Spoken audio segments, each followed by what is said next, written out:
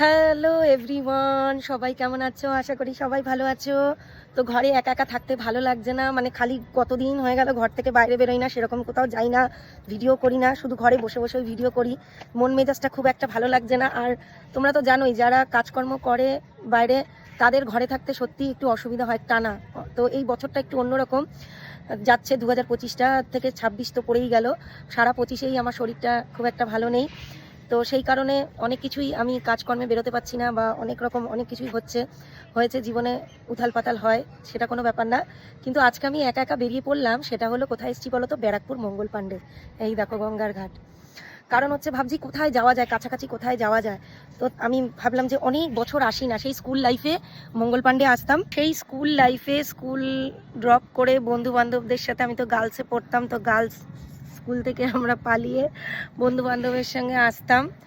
আর এটা তো মঙ্গল পাণ্ডে পার্কটা অনেকেই জেনে থাকবে, যারা এসেছো, যারা আসনি তারা হয়তো জানবে না, যারা এসেছো এখানে বেশিরভাগ কাপলরাই আসে। কিন্তু আমার সৌভাগ্য হয়নি যে আমি কোনোদিনও কোনো বয়ফ্রেন্ড নিয়ে আসব, কিন্তু তাতে করে আমার কোনো দুঃখ নেই। আমার স্কুল লাইফটা ভালোই কেটেছে। এখানে আমরা পিকনিকও করতে আসতাম, স্কুল থেকে নিয়ে আসতো, তারপরে আমরা নিজেরাও বন্ধুরা আসতাম। তো আজকে ভাবলাম যে চলো, অনেক দিন মঙ্গল পাণ্ডেটা দেখা হয় না, কাছাকাছি কোথাও একটা যাওয়া যাক। তো এখানে একটু শাড়ি টাড়ি পরে একটু ভাবলাম ভিডিও করব, রিলস করব, সেই আশায় এই দেখো একটু সাজুগুজু করে নিয়েছি, স্নান টান সেরে খাওয়া দাওয়া করে, সেরকম ভারী খাবার খাইনি, টিফিন খেয়ে চলে এসেছি মঙ্গল পাণ্ডেতে। তো এসেই প্রথমে গঙ্গা মাকে দর্শন করে নিলাম, এত ভাল লাগছে জায়গাটা। দাঁড়াও তোমাদের ব্যাক ক্যামেরা করে দেখাই, দেখো কি যে ভালো লাগছে, অসাধারণ। কত বড় ঘাটটা। আগে নৌকো চলতো, তো তখন তো ভয় পেতাম নৌকোতে উঠতে। আর পয়সাও সেরকম একটা থাকতো না স্কুল লাইফে হাতে যে নৌকোতে চড়বো। কিন্তু আজকে অনেক আশা নিয়ে এসেছিলাম যে একটু নৌকোতে উঠবো, একটু ভিডিও বানাবো, রিলস করব।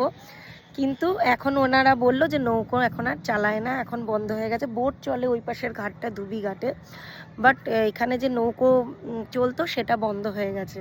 মনটা একটু খারাপ হলো, নৌকো চড়তে পারলাম না। এখানে বেশ বড় বড় নৌকো থাকতো, কালারিং কালারিং, ভেবেছিলাম চড়বো। যাই হোক, তো এই ঘাটে একটু বসে সময় কাটাচ্ছি, তারপরে ভেতরটা ঢুকবো পার্কে। তো চলো, ও সামনে একটা শিব মন্দির আছে, সেটাও তোমাদের সাথে শেয়ার করি, দাঁড়াও। এই দেখো মন্দিরটা, এই যে শিব ঠাকুরের তালা দেওয়া, এই জন্য ভালো করে দেখাতে পাচ্ছি না। এই যে চারিপাশটা খুব সুন্দর, মনটা শান্তি হয়ে গেল সত্যি কথা বলতে। সত্যি বলতে